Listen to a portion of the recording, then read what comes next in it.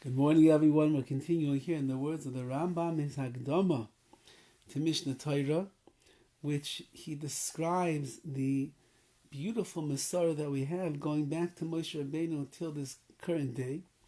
And he is describing the way in which the Talmud was codified, and from there we began going into new generations that got farther away from Bavel and Eretz Yisrael, and therefore only the selected few were the ones that were great enough to be able to keep the Masorah alive of Torah in every generation. And he says, meaning I don't want to say a selected few, but those many, hundreds, if not thousands, of great Chachamim in every generation that would be able to throw themselves into the learning undisturbed and be able to be really connected to the Masorah and be able then to hand it down to their Talmidim, their students, and so on and so forth. And he writes the following idea: V'yois bezdin shel oisa medina yechidim ubezdin agadol shel shivim batal mikama shanim koydem chibar Talmud. Before the Talmud was completed, the bezdin agadol, the great bezdin, which was able to make authoritative decisions, it was already batal, it already was nullified. Lefikach, therefore, in koifin anshe medina zu linog b'minag medina acheres. The people of this Medina, of this country, we'll call it, of this province, who came to their own understanding of a certain minhag, a custom, they cannot force the people of another city or another country to keep their custom. Ve'ein oymin lebezdin zeh ligzor gezer shegazer bezdin acher b'medinasei. And they can't send a message to a bezdin, to a court somewhere else, and say, listen, we made a gezer in our town not to do X, Y, and Z. You should make the same gezer, the same decree in your town. You can't do that anymore because you don't have authority the way that it was in the days of the Gemara. V'chein im lamad echad min ha'go'inim shederech ha'mishpat kachu. If one of the Ga'inim, will speak about the Ga'inim a little bit in the future, maybe tomorrow, if one of them would learn that this is the halacha, who v'nisbar lebezdin acher she'omer achav she'ein zeh derech hamishpat, and then another bezdin comes afterwards and says, no, that's not really what the halacha is. Zeh derech hakosav b'Talmud. This is not really what the Talmud is talking about. Ein shem in the Rishon. You don't listen to the first one. Rather,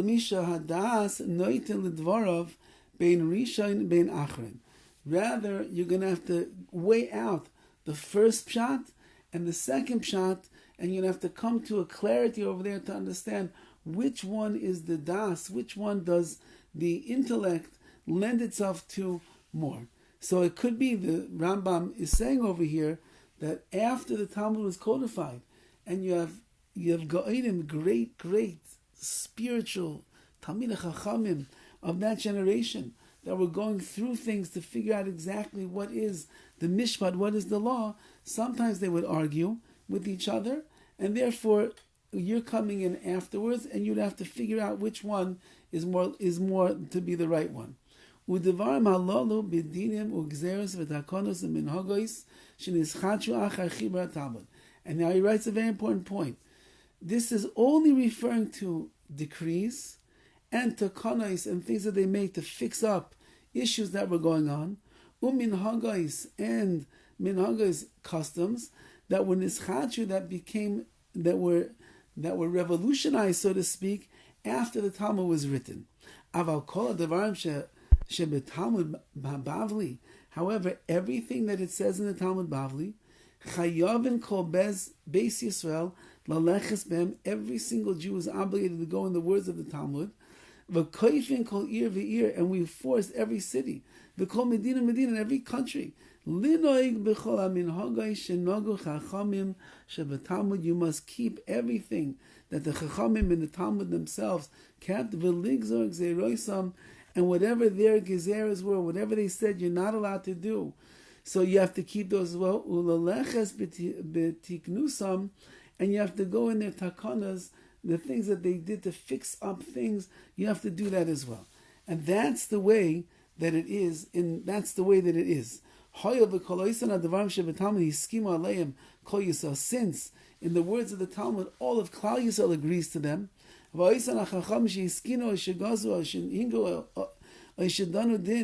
and any chacham that come along and they make a takana, they make a gezerah, or they do a certain minhag, v'lamdu sha'mishpat kach, huim kol chachmei Yisrael, ruban, ve'im sheshamu ha'kabbalah b'ikri ha'torah kula ish mipi ish ad Moshe. Says the Gemara, says the Rambam, it works out that when it comes to the Talmud, everything that's in there is true. And the way that we understand it and the way that we keep it, we have ish mipi ish, one from the other, one Rabbi to a student, and it goes back and back and back and back. The Talmud, you peel away the layers, you end up at Torah Sheba'al Peh as the way that it was given over to Moshe Har Sinai.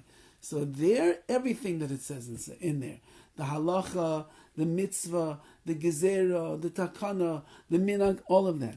When it comes to after the Talmud was finished, and then in the Beis Din in a certain place, they came up with a new minhag, a new gezerah, a new takana, and they're not making it up, they're basing it on their learning, so then they're entitled to their learning, but another place would be entitled to its learning as well, and therefore nobody could force each other, and then which one is going to be the right minhag, which is going to be the right way, that will have to be determined by the people that are going to learn it afterwards.